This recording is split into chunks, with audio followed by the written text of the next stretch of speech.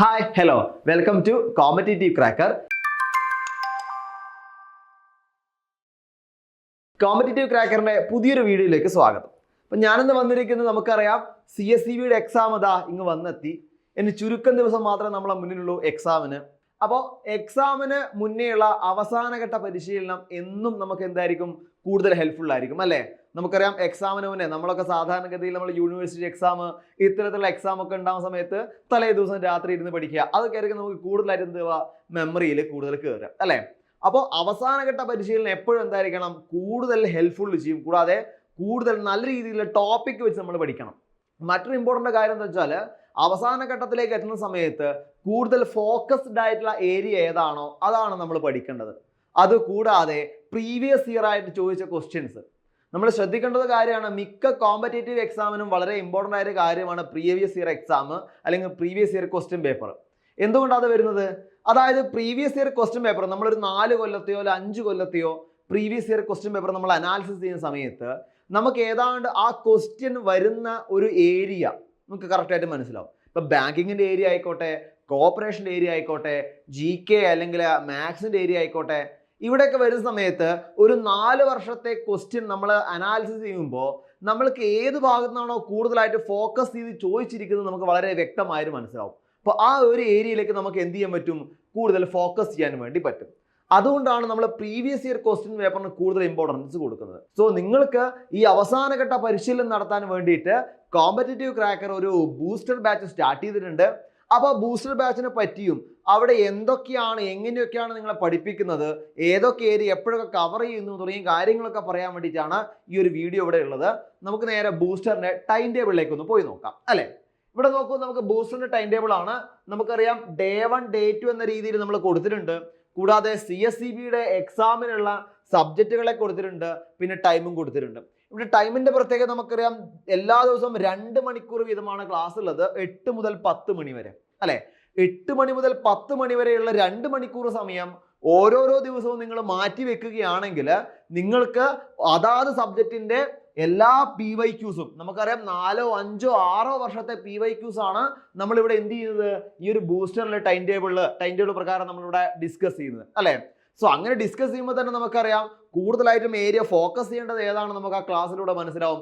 ആ area focus ചെയ്യുന്നതിലൂടെ കൂടെ തന്നെ അവിടെ നിന്ന് ചോദിക്കാവുന്ന മാക്സിമം ക്വസ്റ്റ്യൻസ് നമുക്ക് മനസ്സിലാവും, നമുക്ക് ആൻസറുകളും മനസ്സിലാവും. എക്സ്പ്ലെയിൻ ചെയ്യുന്ന സമയത്ത് അതാത് ഏരിയയിൽ എങ്ങനെയൊക്കെ നമ്മൾ ആൻസർ ചെയ്യുന്നുള്ള കാര്യം അവിടെ നമുക്ക് വ്യക്തമായിട്ട് മനസ്സിലാവും അല്ലെ? നോക്കാം, നമുക്ക് ടൈം ടേബിളിലേക്ക് പോകുന്ന സമയത്ത് നമുക്കറിയാം ഇവിടെ Day 1 Day 2 എന്ന രീതിയിൽ നമ്മളിവിടെ കൊടുത്തിട്ടുണ്ട്. Day 1 Day 2 എന്ന രീതിയിൽ നമുക്ക് 10 ദിവസമാണ് കൊടുത്തിരിക്കുന്നത് അല്ലെ? Day 1 Day 2 എന്ന രീതിയിൽ 10 ദിവസമാണ് നമുക്ക് കൊടുത്തിരിക്കുന്നത്. ഒന്നാമത്തെ ദിവസം നമ്മൾ ഡിസ്കസ് ചെയ്യാൻ പോകുന്നത് ട്രഡീഷണൽ ബാങ്കിങ്ങുമായിട്ട് ബന്ധപ്പെട്ടതാണ് അല്ലെ? വളരെ ഇമ്പോർട്ടൻ്റ് ആയ കാര്യമാണ്. കാരണം നമ്മൾ പഠിക്കുന്നത് CSEBക്ക് വേണ്ടിയിട്ടാണ്. CSEBക്ക് പഠിക്കുന്ന സമയത്ത് ബാങ്കിങ് എന്നത് വളരെ ഇമ്പോർട്ടൻ്റ് ആയിട്ടുള്ള ടോപ്പിക്കാണ്. ആ ടോപ്പിക്കിൽ തന്നെ 2 ഭാഗമായിട്ട് നമുക്ക് തരംതിരിക്കാൻ പറ്റും, ട്രഡീഷണൽ ബാങ്കിങ്ങും മോഡേൺ ബാങ്കിങ്ങും അല്ലെ?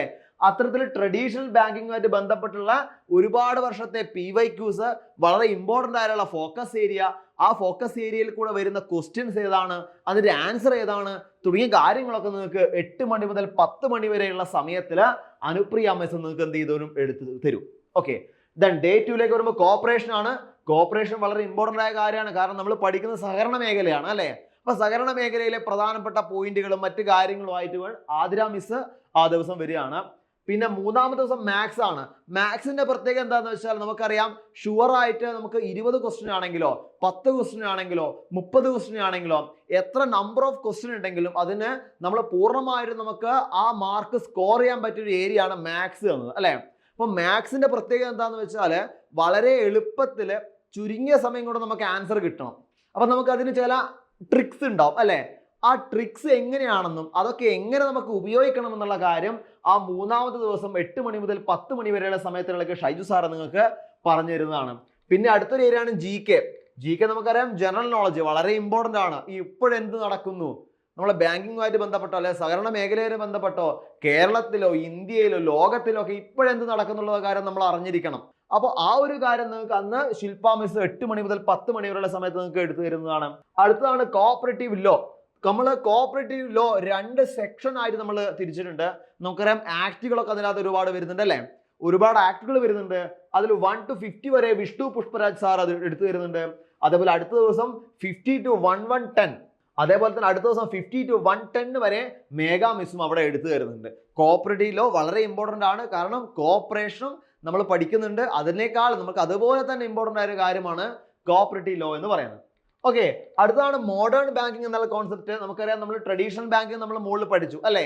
അപ്പോൾ അതേപോലെ തന്നെ ഇമ്പോർട്ടൻ്റ് ആണ് മോഡേൺ ബാങ്ക്. ആ മോഡേൺ ബാങ്കിങ് മേഘാ മിസ് 8 മണി മുതൽ 10 മണി വരെ നിങ്ങൾക്ക് എടുത്തു തരുന്നുണ്ട്. അടുത്തത് ഇമ്പോർട്ടൻ്റ് ആയ ഒരു കാര്യമാണ് അക്കൗണ്ടൻസി. നിങ്ങൾക്കറിയാം, അക്കൗണ്ടൻസി എന്ന് പറയുമ്പോൾ കൂടുതലായിട്ട് നമ്മൾ ബാങ്ക് എക്സാമിനാണ് പോകുന്നത്. ബാങ്ക് എക്സാമിന്റെ കേസിൽ അക്കൗണ്ടൻസി വളരെ ഇമ്പോർട്ടൻ്റ് ആയ ഒരു കാര്യമാണ്. അപ്പോൾ കൂടുതലായിട്ട് നമുക്ക് വരാറുള്ള ഏരിയകൾ നമുക്കറിയാം, ടോപ്പിക്കുകൾ നമുക്കറിയാം, ഫോക്കസ് ഏരിയ അറിയാം. ഇത്തരത്തിൽ ഒരുപാട് ഫോക്കസ് ഏരിയകളെയും ടോപ്പിക്കുകളെയും മുൻനിർത്തിക്കൊണ്ട് 8 മണി മുതൽ 10 മണി വരെ പ്രശാന്ത് സാർ നിങ്ങൾക്ക് എന്ത് ചെയ്തു തരും, അതിനെപ്പറ്റി എക്സ്പ്ലെയിൻ ചെയ്തു തരും. ഓക്കെ, ദെൻ അങ്ങനെ അവസാന ദിവസങ്ങളിലായിട്ട് ഇംഗ്ലീഷാണ് നമുക്ക് പറയാൻ പോകുന്നത്. ഇംഗ്ലീഷിൽ ഗ്രാമർ ആയിട്ടും വൊക്കാബുലറി ആയിട്ടും 2 ഏരിയകൾ അവിടെ കൊടുത്തിട്ടുണ്ട്. നമുക്കറിയാം, അതെടുത്ത് വരുന്നത് ശ്രീകല മിസ് ആണ്. നിങ്ങൾക്ക് ശ്രീകല മിസ്സിന്റെ വീഡിയോസ് ഒക്കെ കണ്ടാൽ അറിയാം, കൂടുതലായിട്ടും നമുക്ക് CSEB എക്സാമിന് മിസ് എടുത്തുന്ന വീഡിയോസിൽ നമുക്ക് കൂടുതലായിട്ടും എന്ത് ഉണ്ടാവാറുണ്ട്, അതേ അനുബന്ധമായിട്ടുള്ള ക്വസ്റ്റ്യൻസ് ഉണ്ടാവാറുണ്ട്. അപ്പോൾ വളരെ ഇമ്പോർട്ടൻ്റ് ആയിട്ടുള്ള ഏരിയകളാണ് മിസ് എന്ന് ഡിസ്കസ് ചെയ്യുന്നത്. ക്ലിയർ കട്ടായിട്ട് അത് പഠിക്കുകയാണെങ്കിൽ ആ ഏരിയ നിങ്ങൾക്ക് പൂർണ്ണമായിട്ടും മാർക്ക് സ്കോർ ചെയ്യാൻ വേണ്ടി സാധിക്കും. സോ ഇത്തരത്തിൽ എല്ലാ വിധത്തിലും നിങ്ങൾക്ക് പഠിക്കാനുള്ള കൂടുതൽ കാര്യങ്ങൾ, അല്ലെ പഠിക്കാനുള്ള കൂടുതൽ ഹെൽപ്ഫുൾ ആയിട്ടുള്ള കാര്യങ്ങളും കൊണ്ടുമാണ് ഇത്തരത്തിൽ കോമ്പറ്റേറ്റീവ് ക്രാക്കർ പുതിയൊരു ബൂസ്റ്റർ ബാച്ചിന് ടൈം ടേബിൾ ഇവിടെ ക്രിയേറ്റ് ചെയ്തിരിക്കുന്നത്. കൂടാതെ വലിയൊരു പ്രത്യേകത എന്താണെന്ന് വെച്ചാൽ, അതാത് ക്ലാസിന്റെ നോട്ട്സ് അതാ ദിവസം തന്നെ എന്ത് ചെയ്യും, നിങ്ങൾക്ക് ഫോർവേഡ് ചെയ്ത് തരുന്നതാണ്. ഇപ്പോൾ ഒന്നാമത്തെ ദിവസം ട്രഡീഷണൽ ബാങ്കിങ് എടുത്തു, ക്ലാസ് കഴിഞ്ഞാൽ അതുമായിട്ട് ബന്ധപ്പെട്ട നോട്ട് നിങ്ങൾക്ക് പ്രൊവൈഡ് ചെയ്യുന്നതാണ്. അപ്പൊ നോട്ട്സ് നിങ്ങൾക്ക് കിട്ടും. കൂടാതെ അതാത് ഏരിയകളിലെ എന്തും കിട്ടും, PYQസും ഫോക്കസ് ഏരിയ നിങ്ങൾക്ക് കിട്ടും. അപ്പോൾ ഇത്തരത്തിൽ അവസാന ഘട്ടത്തിൽ നിങ്ങൾക്ക് വളരെ ഹെൽപ്ഫുൾ ആയിട്ടാണ് ഈ ഒരു ബാച്ച് ഇവിടെ സ്റ്റാർട്ട് ചെയ്യുന്നത്. അപ്പോൾ ഈ ബാച്ചിൽ നിങ്ങൾക്ക് ജോയിൻ ചെയ്യാം. അപ്പോൾ അവസാനഘട്ട പരിശീലനത്തെ പറ്റി ഞാൻ പറഞ്ഞു. അപ്പോൾ ഇത്തരത്തിൽ നിങ്ങളെ പരിശീലിപ്പിക്കാൻ വേണ്ടിയിട്ടും നിങ്ങളെ കൂടുതൽ ഹെൽപ്ഫുൾ ചെയ്യാനും വേണ്ടിയിട്ടാണ് കോമ്പറ്റേറ്റീവ് ക്രാക്കർ ഇവിടെ ഒരു ബൂസ്റ്റർ ബാച്ച് സ്റ്റാർട്ട് ചെയ്തിരിക്കുന്നത്. നിങ്ങൾക്കറിയാം, എന്താണ് നമ്മൾ നേരത്തെ പറഞ്ഞ പോലെ തന്നെ PYQs 2016 മുതലുള്ള PYQs നമ്മൾ അനാലിസിസ് ചെയ്യുന്നുണ്ട്. കൂടാതെ മെന്റർഷിപ്പ് പ്രോഗ്രാം അവിടെ കൊടുത്തിട്ടുണ്ട്. കൂടാതെ അതാ ദിവസത്തെ ക്ലാസിന്റെ PDF നോട്ട്സ് കിട്ടും. ഇത് കൂടാതെ വളരെ ഇമ്പോർട്ടൻ്റ് ആയ ഒരു കാര്യമാണ് മോഡൽ എക്സാമിന്റെ കേസ് നമ്മൾ പറയുന്നത് അല്ലേ?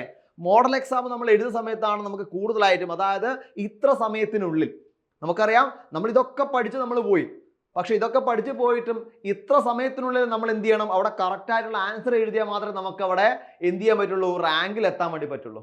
അപ്പോൾ നിങ്ങൾ എക്സാം എഴുതുന്നതിന് മുന്നേ, അല്ലെ എക്സാമിന് പോകുന്നതിന് മുന്നേ ഇത്തരത്തിൽ 1, 2, 3 മോഡൽ എക്സാം എഴുതുമ്പോൾ നിങ്ങൾക്ക് ടൈം മാനേജ്മെന്റ് വളരെ ഇമ്പോർട്ടൻ്റ് ആയിട്ട് നിങ്ങൾക്ക് എന്ത് ചെയ്യാൻ പറ്റും, നേടാൻ വേണ്ടി സാധിക്കും. സോ അതിന് സഹായിക്കാൻ വേണ്ടി ഇവിടെ 3 മോഡൽ എക്സാം കൂടി ഒരു ബാച്ചിലുണ്ട്. സോ മടിച്ചു നിൽക്കേണ്ട, ഈ ബാച്ചിലേക്ക് ജോയിൻ ചെയ്യാം. ഇത്തവണ സഹകരണ മേഖലയിലെ ഈ ജോലി നമുക്ക് കരസ്ഥമാക്കാം. ഇപ്പൊ ബാച്ചിനെ പറ്റി അറിയാനും അതേപോലെ ബാച്ചിൽ ജോയിൻ ചെയ്യാനും വേണ്ടി നിങ്ങൾക്ക് എന്ത് ചെയ്യാം, ഈ ബോർഡ് നമ്പറിൽ കോൺടാക്ട് ചെയ്യാം. അല്ലെങ്കിൽ താഴെ ഡിസ്ക്രിപ്ഷൻ ബോക്സിൽ നിങ്ങൾക്ക് ലിങ്ക് കൊടുത്തിട്ടുണ്ടാവും. ആ ഒരു ലിങ്ക് മുഖാന്തരമോ അല്ലെങ്കിൽ നമ്പർ മുഖാന്തരമോ നിങ്ങൾക്ക് എന്ത് ചെയ്യാം, ഈ ഒരു ബാച്ചിനെ പറ്റി അറിയാനും ബാച്ചിലേക്ക് ജോയിൻ ചെയ്യാനും സാധിക്കും. അപ്പോൾ ഒരിക്കൽ കൂടി നിങ്ങൾക്കൊക്കെ എല്ലാ തരത്തിലുള്ള വിജയാശംസകൾ നേരുന്നു. അപ്പോൾ ഇത്തവണ ജോലി CC യോടൊപ്പം. Thank you.